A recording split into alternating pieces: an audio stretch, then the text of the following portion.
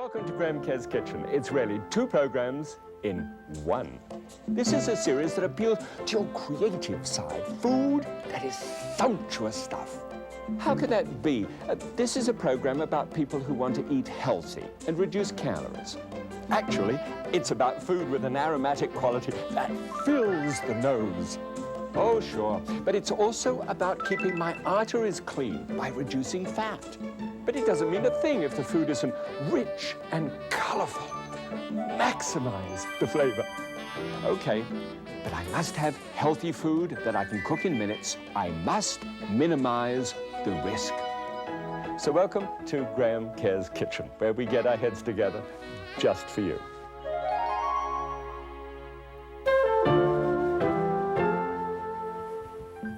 Welcome back once again. You know, every series, I have things called series, and every time it starts off, there's always got to be a #1 program, and this is it, so it's special. Welcome. Look, I tell you what, have you noticed how people are doing interactive television and things like that, especially on your PCs? Well, this is real interactive television. I tell you why it's real, because I sent out about 10,000 of these things. These are called individual food preference sheets. Sent these out to 10,000 people, and you just might have been somebody who got them and think, oh, I can't be bothered with this, and threw it away. Well, that's tough, because a few people did send them back, got tons of ideas, actually. And what I'm going to do, I filled in one for myself, and the book that goes with this series has blanks like this one so that you can fill it in for yourself and follow along what the sort of thing we're doing.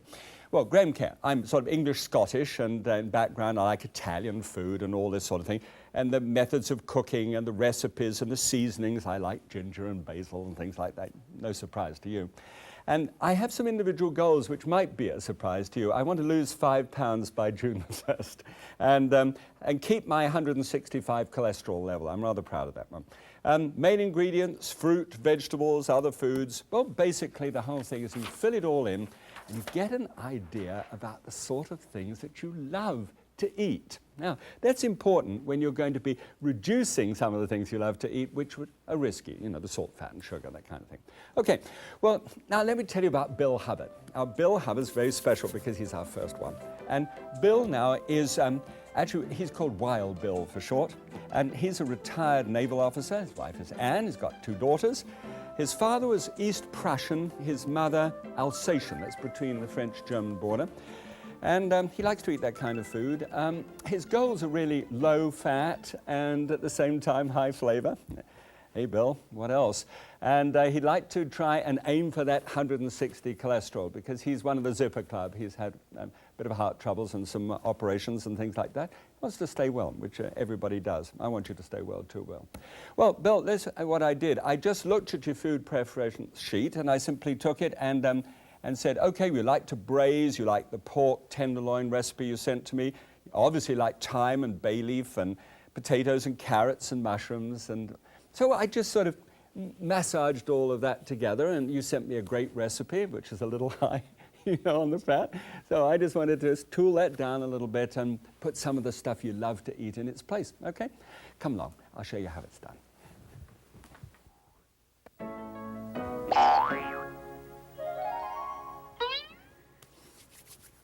Now, this boring business of the springboarding is just this. Every single time I take on one of these dishes and interact with somebody like Bill or with you, every time I'm going to bounce up and down on the springboard technique. And this one is how to thicken things with a little pure starch. Escoffier said years and years ago, the famous chef, that there would become a day when a pure starch would become available and we'd be able to do it. Now, here's a measurement. And this is the technique. This is arrowroot. It's a pure starch. It's made from manioc roots, which come from, you know, Central and South America.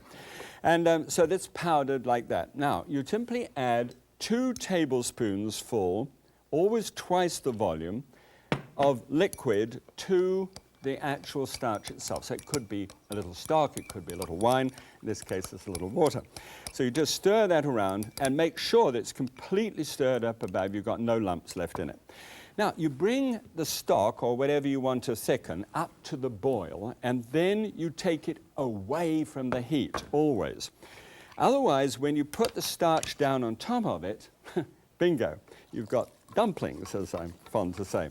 Now, you simply stir that up together. The moment it's stirred up, it's completely done. You can go back on the heat and then raise that and bring that to the boil. Now, what's so interesting about arrowroot, by the way, you know, we'll get into this later on in the recipe, but Bill had a bit of trouble with this one because he always cooked the dish after we changed it, we sent it back to Bill to try. And Bill had a bit of trouble because he didn't have the full 8 ounces of liquid to be able to put the tablespoonful of starch into that. If it's less than a cupful, then it becomes slippery and slimy, and it's really not an attractive thing at all. But with 1 cup, it's really terrific. Let me show you this. You can do it with flour, and Bill, for most of his life, is doing it with flour. You can do it with rice flour. There's another one, a little hard to find. You can have this one, which is cornstarch, which is easy to find, and potato flour, of all things. It's not just the mashed potato powder, but it's a special flour, which is made from that. Now, you can use any of those to put into this dish. But if you do, you're going to get a certain kind of reaction. For example, if you do it with flour, this is the reaction you get. When I pour it over the top, see what it does to that meat? It occludes it. It has the flour, unless you cook it a very long time, doesn't actually cook out its floury, you know, texture. And the same goes for cornstarch. Now, cornstarch, as you can see, is a little clearer there. It throws up the light a bit better, but it's still cloudy. Now, when you take the arrowroot mixture here and you pour that over something, see? It is completely clear. And the thing that I love about it so much is really because it's so clear and at the same time it doesn't have any flavor. So whatever you use with it, it doesn't interrupt the flavor. Now, Bill would have taken in the initial stages with the recipe a roux, R-O-U-X, and put flour and butter together. And that way, the fat stays in the sauce completely suspended. I can't get it out. I'll show you how that works a little later on. Now, let's have a look and see how Bill's ingredients come to fit into the dish using this springboard technique. Let's see what's on the menu now. Today on Graham Kerr's Kitchen, Wild Bill's nearly famous pork tenderloin. A succulent tenderloin braised with fresh roots in a mushroom wine gravy with whipped potatoes. This really, you know, is great fun for me because it means that I can actually come up with some dishes that I work with you, which is fabulous. All right, let's look at this one. If you've got, here I've got some pork, and now this is about 50% of the pork which is in the original recipe. You'll notice how that has an effect upon the numbers. But when you get down in the amount of meat, you've got to come up in the amount of vegetables that go with it. All right, so we look to see the vegetables that Bill liked, and turnip is one of them. Now, turnip, and he stresses turnip the size that won't be too wooden and fibrous. So you need to be able to hold it in your hand like a small baseball. Good carrots, if possible, the sort of ones that he likes to grow for himself and that you might like to grow for yourself too. Make sure that you know what the best of the carrots are that have a sweet taste just for you. Now, Bill doesn't like parsnips, and I put parsnips in it initially, and he went, ah! You know, that's how he got the word wild.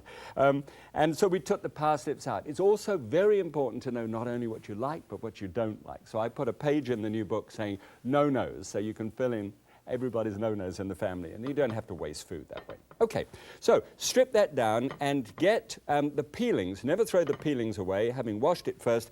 Peelings are perfect to go into a stock, and whilst I've got the stock in your mind, this is the way I do it.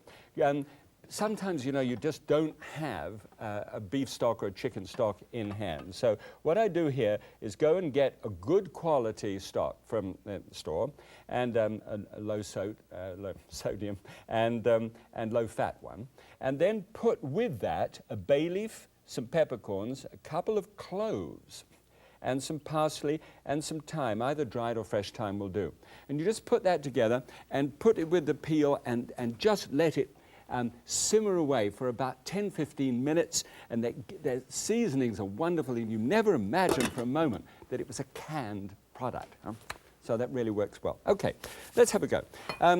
We've got here just a little splash, just 1 teaspoonful of olive oil with just a touch of sesame oil. That's largely for the cook.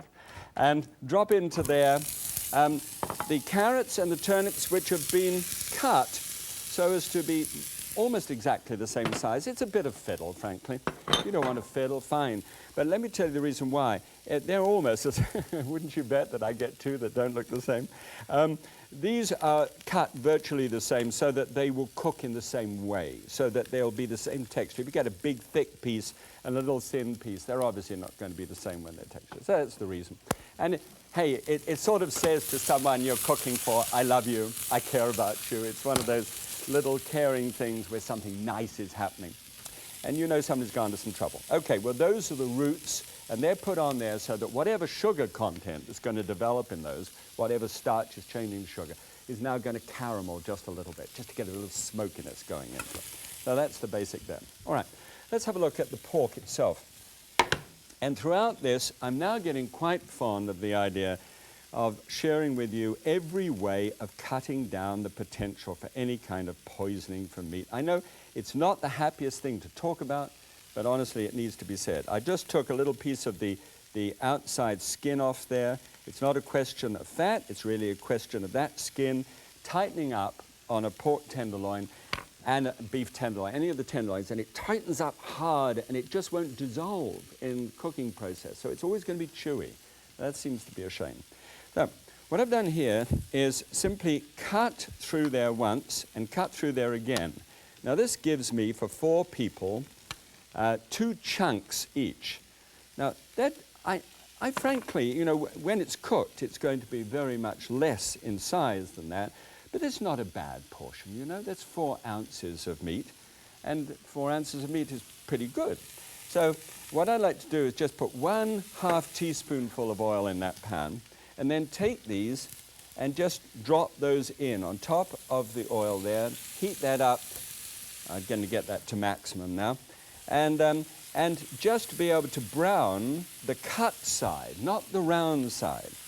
Because by browning the cut side, you get the development of flavor, because that's what happens when the browning takes place. There's tremendous flavor.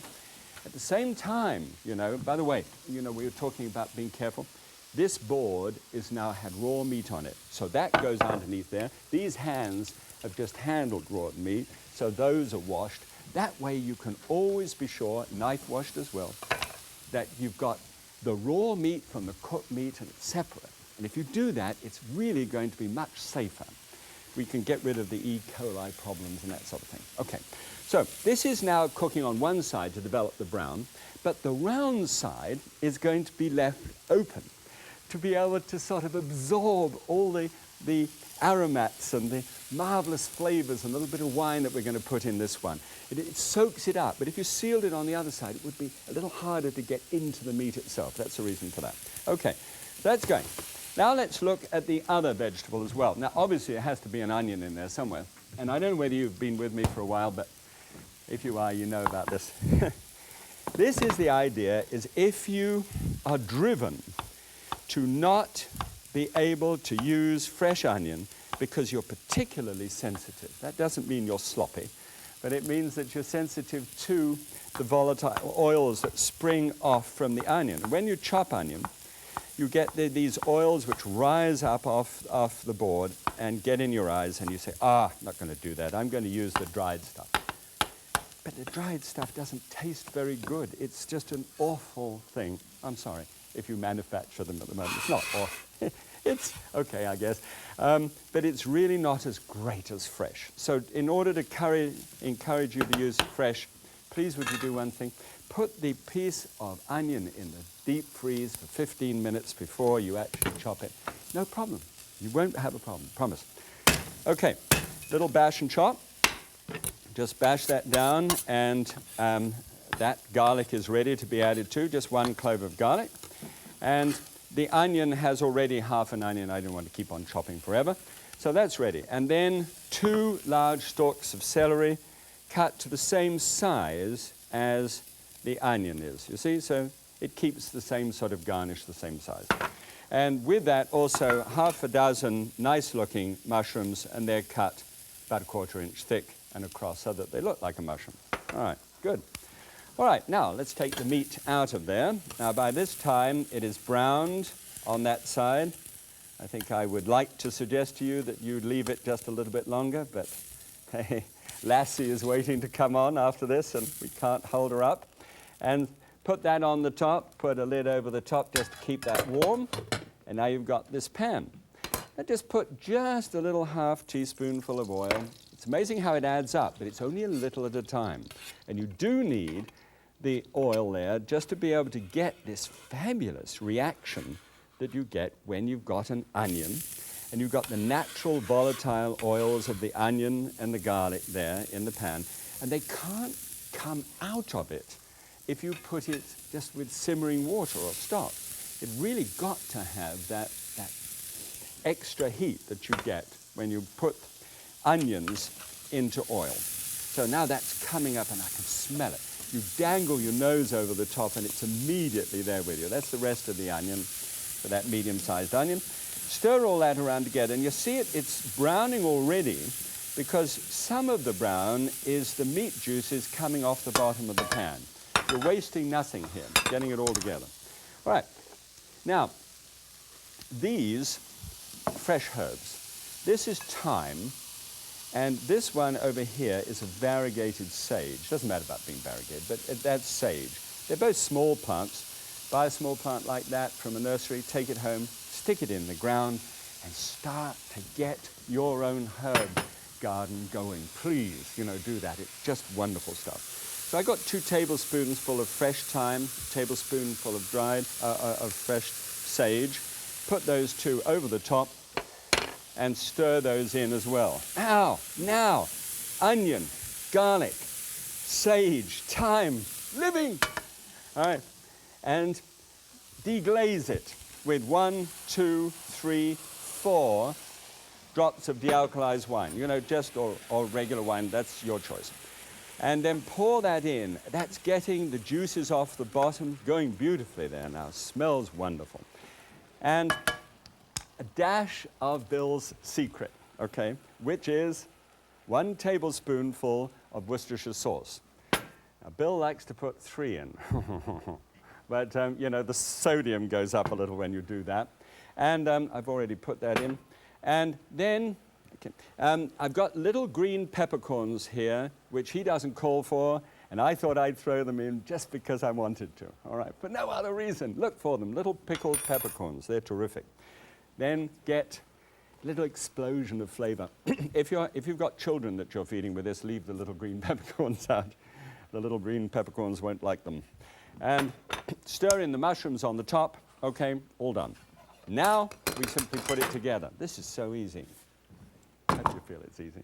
Take your sauteed root vegetables and put those down on the bottom. So those are the bed upon which the meat languishes.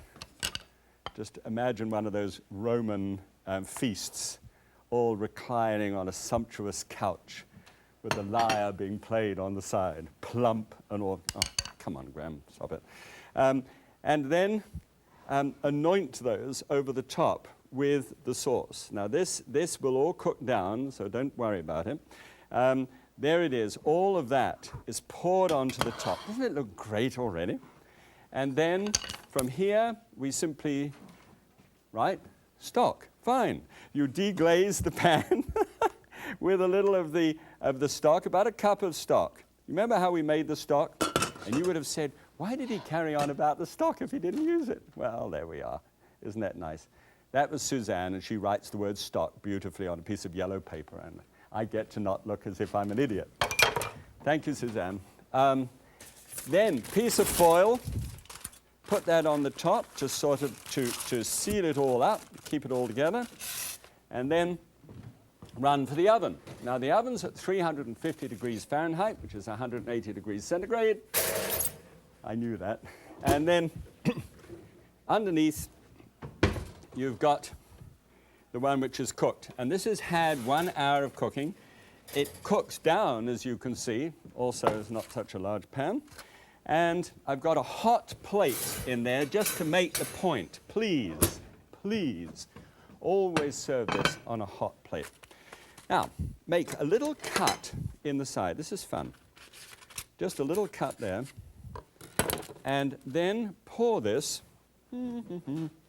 into a fat strainer. All right. Grab it and pour.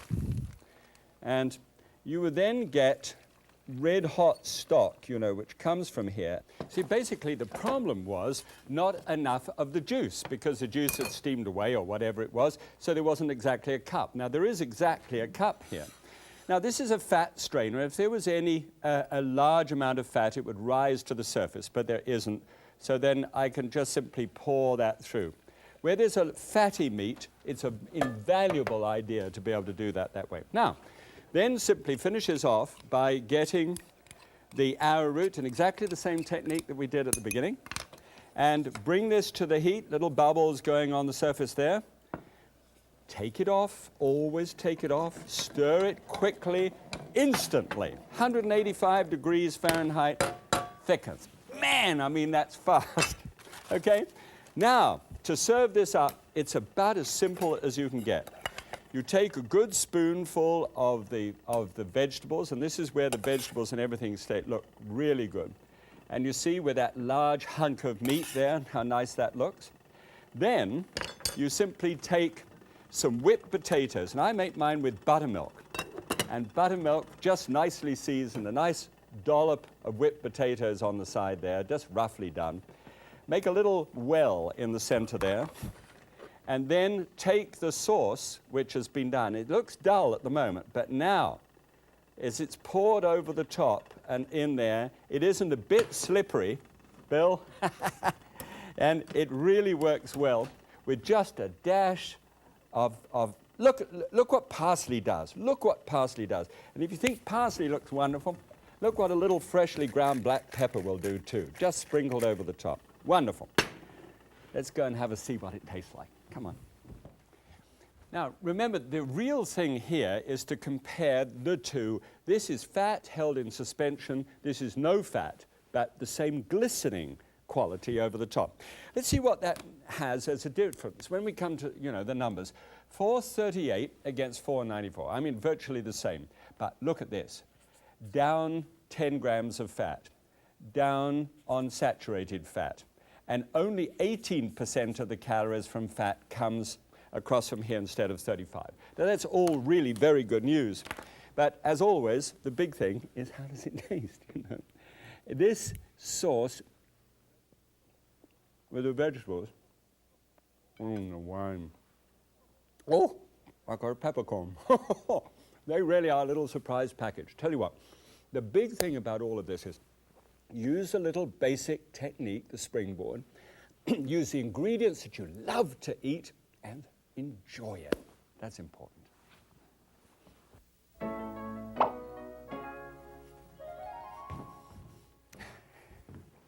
Well now, what we're going to do at the end of every program is advance something to you. How about this as an idea? When you make the whipped potatoes for that dish, why not make twice or 3 times the amount, and then you've already got a head start on the next meal. This one takes its inspiration from Ireland.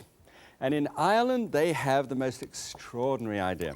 It's whipped potatoes with a whole bunch of butter poured into the top. It's called champ.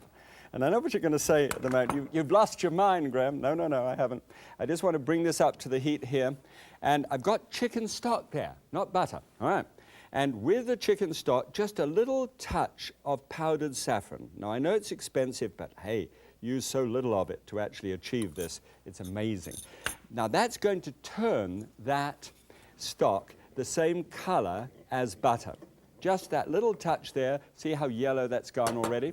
And then taking the same idea, the tablespoonful of arrowroot, and dropping this down, removing sestivol from the heat, pouring that in. Oh, great color. And just stir that about and put that straight back on the heat again. Now, get the whipped potatoes, and this is a good idea. Always, when you've made a large amount of whipped potatoes, don't freeze them, they don't do well. But put a couple of tablespoons full of chives in it as well.